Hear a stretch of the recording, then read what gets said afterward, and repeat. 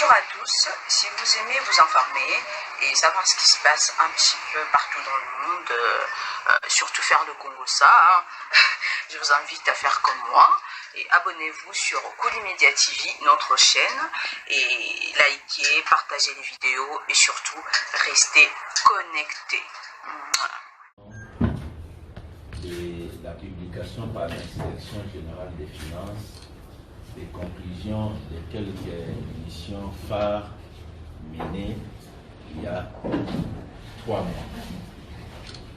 Nous voudrons d'emblée préciser à l'opinion que l'Inspection générale des finances a décidé de changer ses méthodes de travail. Parce que depuis toujours, notre service a toujours fait un travail important, mais faute d'avoir rendu public les conclusions des dégâts constatés dans les finances publiques, les différentes personnes impliquées dans le détournement, la fraude, ont continué à perpétuer leurs actes et à ce jour, les degrés de dégâts dans les finances publiques semblent être extrêmement élevés. Voilà pourquoi la nouvelle direction de l'Inspection générale des finances avait opté, depuis son arrivée à la tête de l'Inspection générale des finances, la stratégie de communiquer les grandes conclusions, les grandes missions qui intéressent les Congolaises et Congolais. Parce que notre peuple doit savoir comment les différents acteurs qui sont à la tête des grandes structures de gestion ont géré les fonds publics, qui en réalité sont des fonds de tout le monde. Aujourd'hui, nous allons vous livrer des conclusions de 5 missions, 5 grandes missions que l'Inspection générale des finances vient de boucler. Il s'agit de la mission de contrôle des parcs agricoles de Bukangalonzo, la mission de gestion des fonds provenant de l'IDF appelé communément GOPAS, la mission de contrôle de la gratuité de l'enseignement, la mission de contrôle d'un opérateur de téléphonie soupçonné de fraude par la justice congolaise et la mission de gestion de la province de l'Équateur. S'agissant de la mission de contrôle des parcs agricoles de Bukangalonzo, l'objectif de l'Inspection générale des finances était de rechercher les causes du débâcle financier de ces projets. Les résultats obtenus par l'Inspection générale des finances peuvent être résumés de la manière suivante. Montant décaissé par les trésors publics, 285 millions de dollars. Situation actuelle du projet, 80 millions de dollars, dont 40 millions pour la station électrique. Montant perdu par l'État, 205 millions de dollars. Cause de ce débâcle, l'Inspection générale des finances constate que l'échec de ce projet était déjà planifié dans sa conception. Deuxième élément, les marchés avec les partenaires non expérimentés et qui n'évoluent même pas dans le secteur agricole, et ce marché a été passé de gré à gré. Troisième élément à la base du débâcle, une surfacturation en moyenne de 1 à 10 pour l'acquisition des équipements et des intrants agricoles. Quatrième cause du débâcle, 80% des paiements surfacturés ont été logés dans un compte se trouvant en Afrique du Sud, où les complices se retrouvaient régulièrement pour se partager les butins. Cinquième élément, surfacturation présumée des travaux de soutirage de l'électricité sur la ligne Inga à 40 millions de dollars avec un trop paiement de 2 millions de dollars. Sixième élément, sur les 285 millions de dollars décaissés par le Trésor, 80 millions de dollars seulement ont réellement servi au parc agricole de Bukangalozo.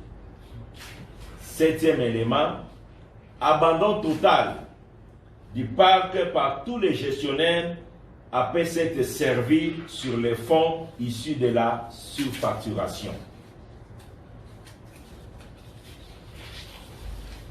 Responsabilité de ces débâcles.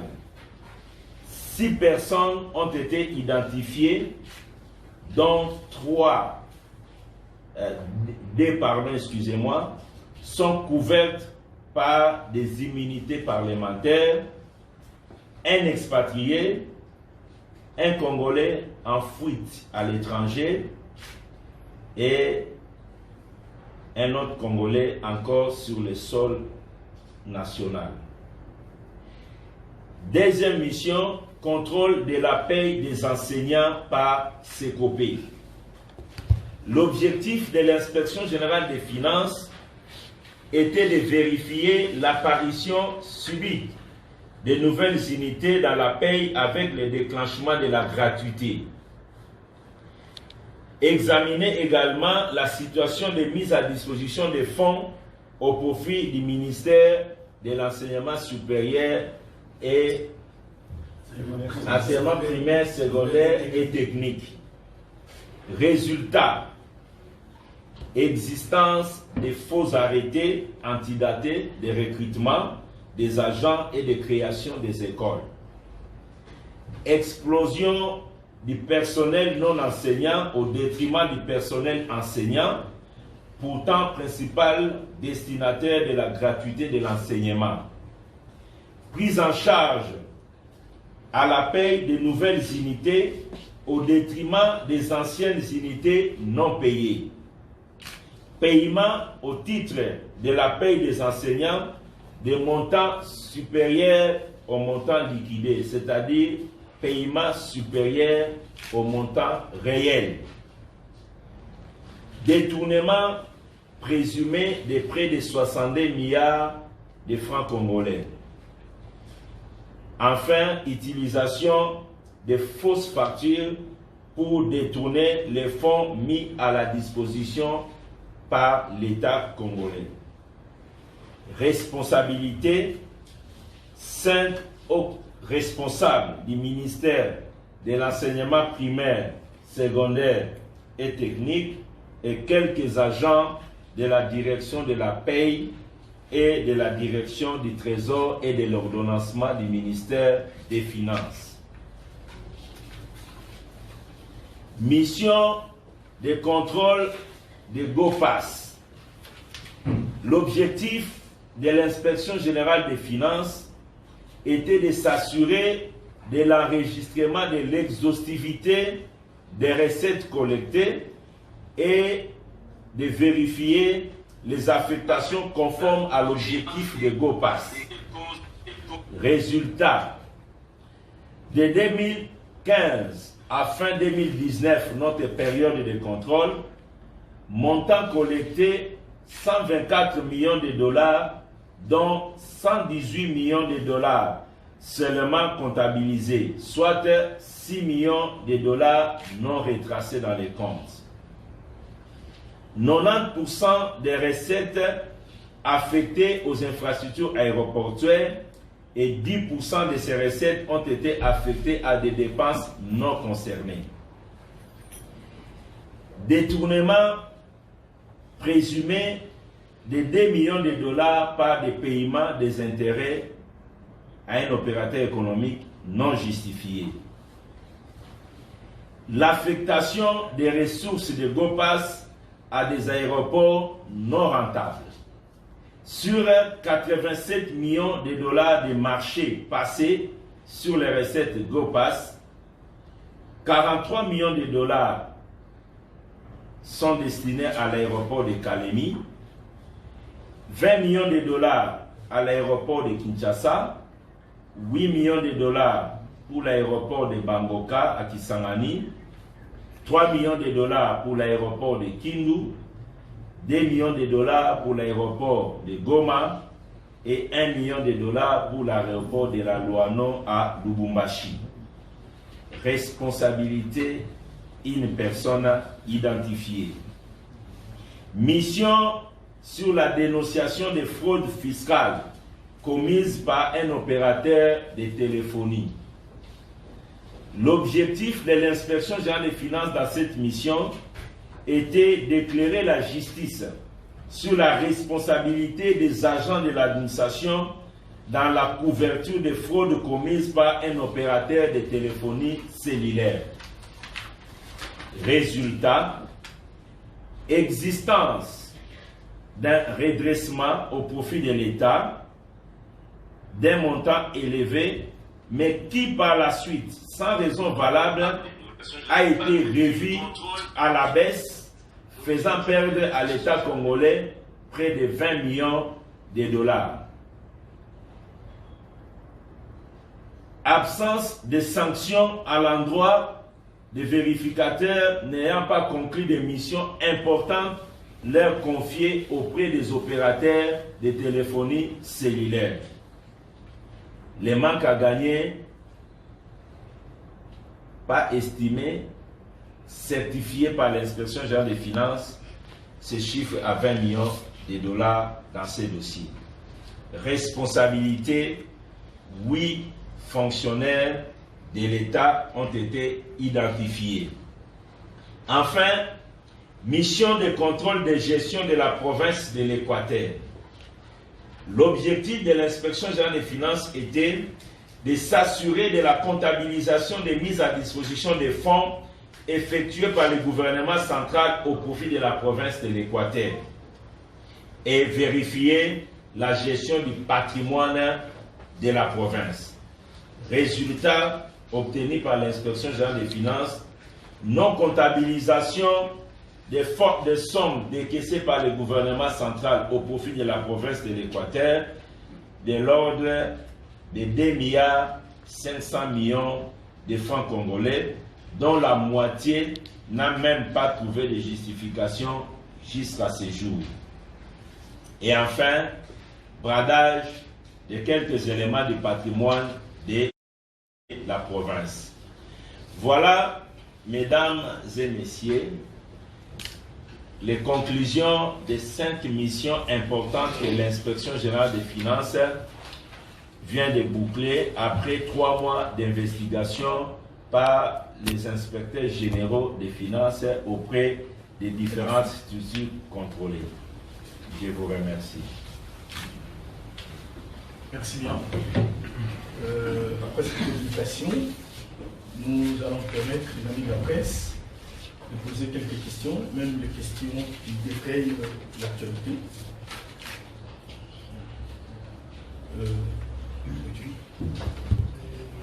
Donnez-nous votre dame de vous présenter et vous poser votre essai. Merci beaucoup, Christopher Djokoum, Télé 50.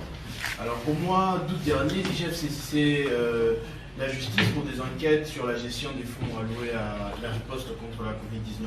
3 mois après, à quel niveau se trouve la procédure? À quelle conclusion vous avez abouti ce dossier-là? Merci beaucoup pour la question. Nous voudrions encore informer que l'inspection générale des finances avait bouclé cette mission en établissant des faits graves de mégestion et que ce dossier a été transféré au niveau de la justice congolaise. Comme vous le savez, la justice a ses procédures, donc nous n'avons plus rien à redire sur ce dossier, mais nous croyons comprendre, selon les informations à notre disposition, que la justice a saisi le Parlement pour demander l'autorisation des poursuites. Et c'est ici l'occasion pour nous de joindre notre voix à celle de la justice congolaise par les plus hautes autorités judiciaires de notre pays qui estiment que les immunités parlementaires constituent un frein à l'administration d'une bonne justice.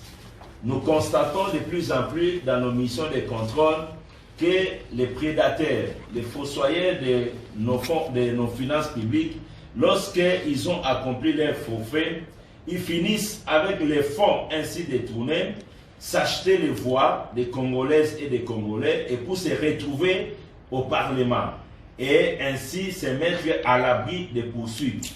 Mais nous pensons que les dossiers seront ouverts, tôt ou tard ces immunités finiront par tomber et ces personnes vont répondre devant la justice. C'est pour cela que nous saluons l'adresse du procureur général près la Cour de cassation qui a relevé des statistiques criantes où la justice, pendant les 5 dernières années, a demandé près de 80 demandes d'autorisation ou de levée d'immunité, mais n'a eu de réponse qu'à moins de 10. C'est une situation alarmante. Je pense que tous ensemble, pour mieux combattre la fraude, la corruption et le détournement dans notre société, nous devons nous pencher à ça pour que nous puissions définitivement régler ces problèmes. Voilà ce que je peux vous dire. Et tout récemment, il y a eu une communication des services de la presse de l'Inspection générale des finances autour des soi-disant félicitations qui ont été faites pour le remboursement des fonds Covid. Nous voudrions préciser que dans les procédures qui existent, lorsqu'il y a un reliquat de la paie, le reliquat ne peut pas se retrouver entre les mains, ne peut se retrouver qu'entre les mains du comptable. Si aujourd'hui le reliquat de la paie se retrouve entre les mains d'une personne autre que le comptable et qui demande de rembourser ces fonds, alors vous devez comprendre la pertinence de la communication. Les services de communication de l'Inspection générale des finances avaient voulu tout simplement lancer un message à tous les autres qui sont dans la même pratique de restituer à la caisse de l'État les fonds qu'elle détiennent par devers elle. Voilà brièvement ce que je peux répondre à votre préoccupation. Vous présentez votre page. Eric Ambako de Top Congo. J'ai quelques questions. Ça ne sera pas une question, mais 2 ou 3 questions. La première question, pourquoi vous prêchez dans le désert, monsieur l'IGF? Parce que lors de la dernière conférence de presse, vous aviez fait des annonces, mais sur le terrain, la situation n'a guère changé. Vous parlez aujourd'hui des immunités, vous êtes bloqué, il faut dire qu'aujourd'hui vous êtes bloqué, le chef est bloqué par rapport à ce qu'elle fait comme travail. Et deuxième question, les exonérations. Vous avez une contradiction avec le ministre des Finances qui a clairement dit que pour l'instant, le Conseil des ministres ne se réunit pas, donc il est hors de question que l'on puisse appliquer sur le champ la décision qui concerne les exonérations qui est accordée à certains opérateurs économiques. Et puis la dernière question, est-ce que vous êtes en rivalité avec le ministre des Finances qui a clairement dit que bientôt l'IGF sera rattaché au ministère des Finances? Merci. Je voudrais dire que nous ne prêchons pas dans le désert. Mais ce que vous devez comprendre, les Congolaises et Congolais, le niveau de fraude et de corruption est extrêmement élevé. Extrêmement élevé.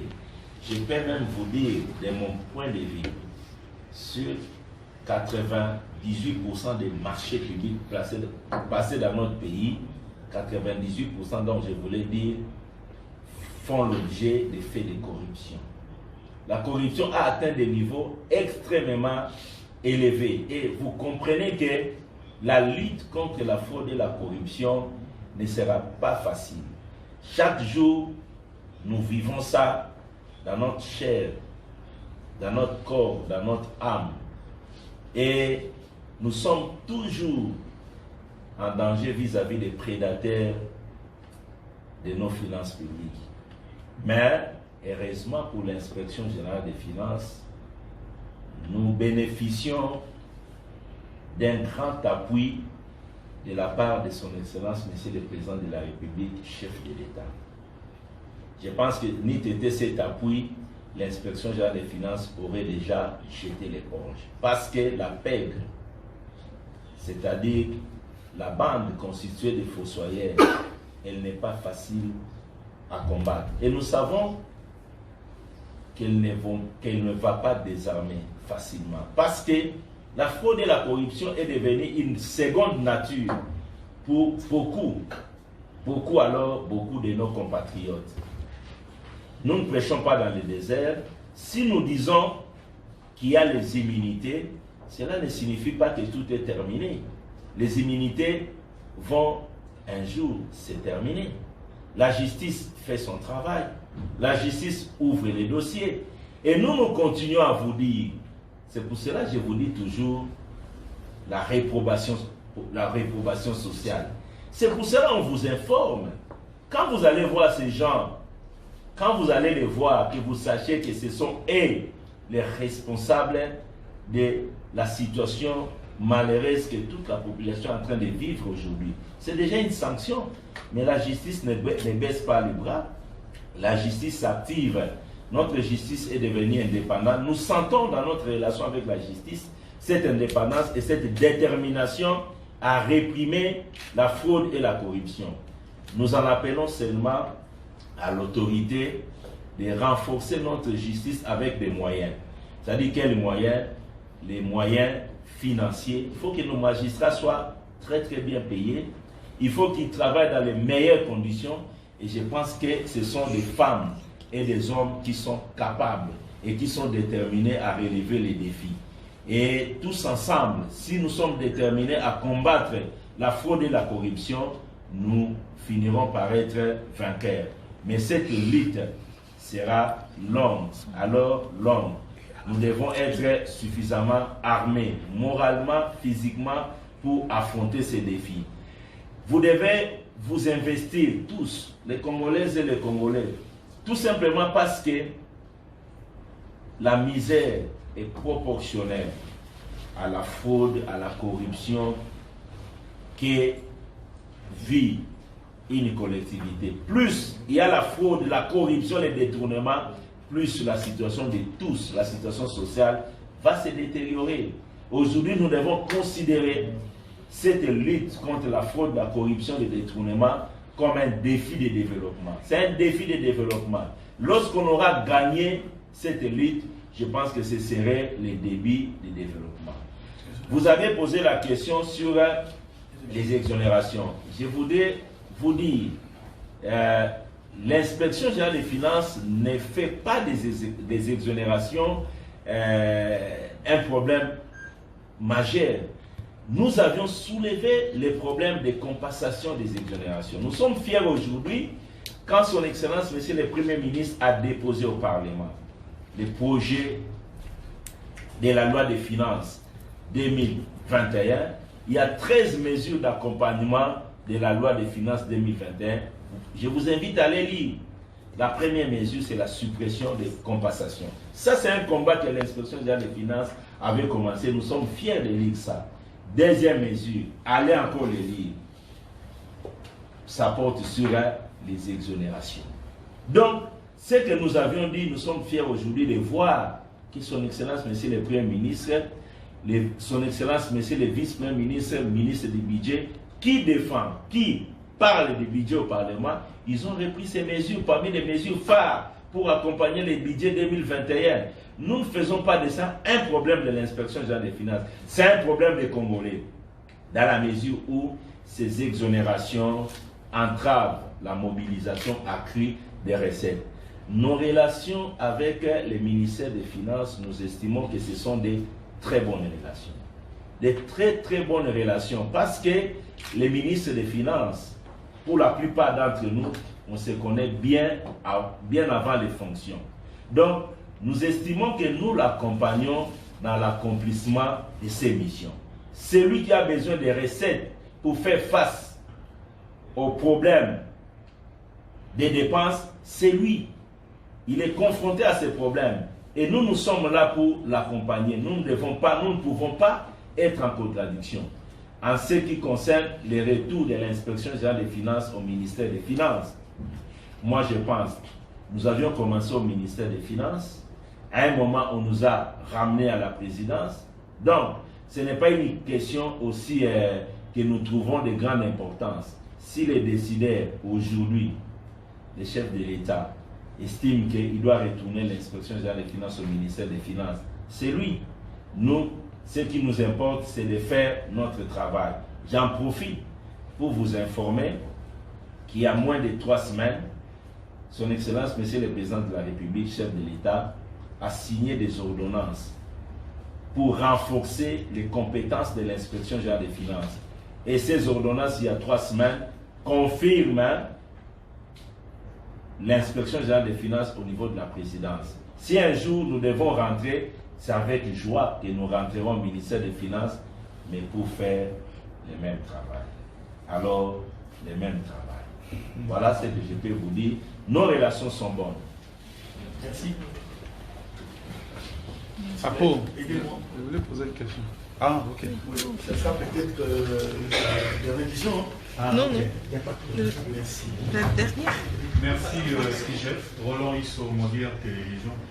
Babina Touna Nadinga, Masekope, arrêté à l'Okuta, antidateur. Et Belé, écoute ici, Matisse même, il y a paiement, il y a banane. Et autangi, haut fonctionnaire. Tant autant haut fonctionnaire.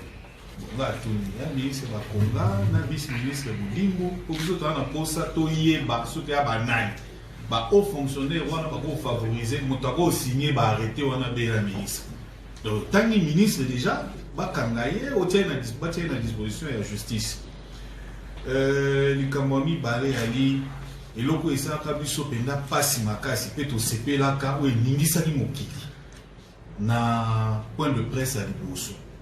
Tant de bandaka makambo ya contrôle, ya compte général ya l'État na banque centrale. Tozwa pe suite na yote. Siko tongi to yeba suite na yango eza nini likambo wana po tomona ki mwa ba bibundeli ekomaki. Kotoyo gouverneur ba protéger na bato boy. Mais likambo yango eza nini sikoyo na compte général de l'État na kati ya banque centrale. Ya bon.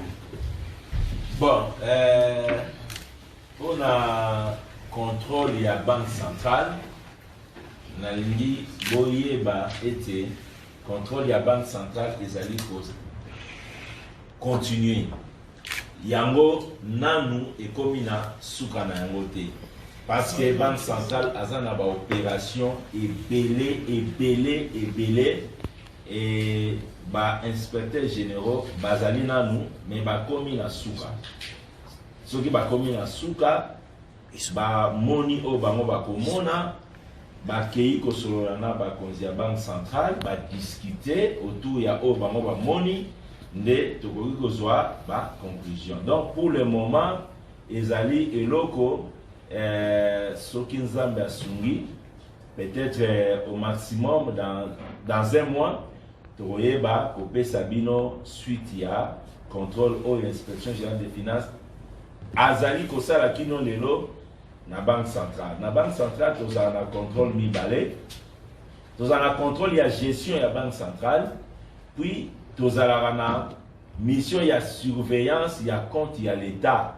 Poto yeba chaque jour boni ekoti na caisse ya l'État, boni babimisi na caisse ya l'État, pe babimisi yango pona nini.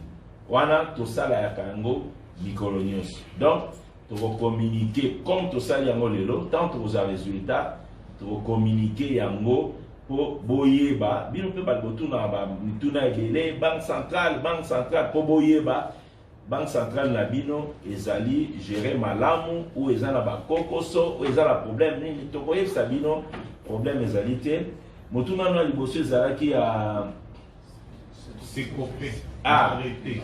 Otuna mutuna ya Sekope nalobaki 5 hauts responsables ya ministère ya enseignement basangani na batu mosusu bazali na ministère ya budget bazali ba agent ya ministère ya budget basangani na batu mosusu bazali ba agent ya ministère ya finance ezali réseau wana e fonctionnaka chaque mois. Quand on paye salami, bazu misoloana, bakaboli, eza réseau mobimba, ezali kosala. Alors, bisoto cité ministre d'État, ministre il y a enseignement primaire et secondaire to cité yete parce que to silisi musala na biso, to pesaka rapport na biso na justice nda sala musala nango. So itolobi ke bah faut arrêter les alliés pas nécessairement que ministre a signé bah faut arrêter l'école bah fonctionnaire pe na ba haut fonctionnaire au bazali wana bazozo ba arrêter ango kaka moko wana baza ko multiplier baza ko changer ba numéro baza ko tia bato ya sika bazo sala makambo belé vraiment eloko ça la biso passe malgré toujours loba bato bazo bangate ya wana vraiment procureur général près à cour de cassation, procureur généraux près à cour d'appel, il faut vraiment voter les mains pour des sanctions exemplaires et pésamment. Batu bazali ko bangate, bazali ko continuer na habitude baye bisi biso botika, bokotana vision ya sika chef de l'État, biso nyonso totonga mboka. Mais batu bazali ko bangate, batu bazali kaka na makamu na bango.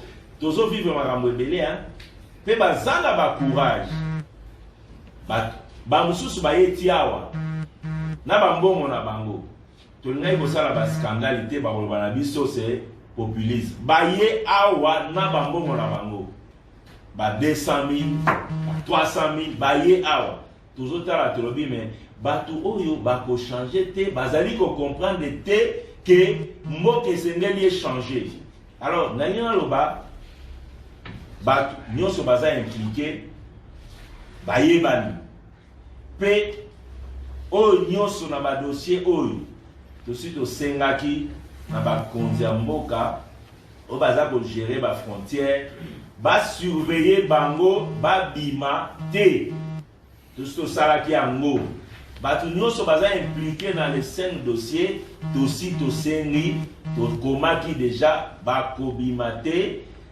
justice a posé un dossier et pour tika la maboka justice n'a qu'au juger est-ce que Sengeli a interpellé Bango ou pas et tout ça n'a élu que la justice a posé la Moussala naï tout ça vraiment la confiance justice a posé Moussala naï Edmond, je pense que c'était d'abord une communication. On a fini. On a fait 4 questions. Une toute petite. Et bien, tout ça, alors. Respectons la parité aussi. On donne à une dame pour terminer par là. Merci. Merci beaucoup. Moi, c'est Rachel Kitita pour le compte d'Actu 30. Alors, ma question, elle est toute simple. Donc, vous avez remis, on va dire, fait le rapport à la justice avec des noms cités, notamment dans tous les dossiers concernés, y compris ceux qui sont couverts par des immunités en République démocratique du Congo, notamment dans le projet Bukangalonzo. Pourquoi vous ne les citez pas? Nous avons établi des rapports pour les 5 missions avec des personnes nommément citées dans les rapports pour que la justice puisse s'en occuper. Mais pour les besoins de cette communication, nous ne pouvons pas citer des personnes dès lors que la justice ne s'est pas encore prononcée. Mais nous vous donnons les dégâts que ces personnes ont commis sur les trésors publics, sur les finances publiques de la République. Voilà pourquoi l'intérêt. Et même là où ils sont, ils savent. Ils savent parce que nous avions eu à discuter avec eux. Ils sont venus ici, nous leur avons dit qu'est-ce qu'on leur reproche. Ils ont répondu et nous leur avons dit, messieurs, vous êtes dedans et nous ferons rapport acquis des droits. Ils savent, au moment où nous communiquons, ils sont au courant. Mais ce n'est pas, nous ne voulons pas entraver les choses en communiquant les noms des gens. Nous avions voulu que vous sachiez les gâchis de Bukangalonzo, les gâchis de tout ce que vous payez avec les GoPass, les gâchis de tout ce qu'il y a eu avec la gratuité de l'enseignement et certaines choses que nous avions constatées. Voilà un peu, Madame Rachel, ce que je peux vous dire. Donc, les personnes sont connues, identifiées. Bonjour à tous, si vous aimez vous informer et savoir ce qui se passe un petit peu partout dans le monde, surtout faire le Congo ça, hein, je vous invite à faire comme moi et abonnez-vous sur Koulimedia TV, notre chaîne, et likez, partagez les vidéos et surtout restez connectés.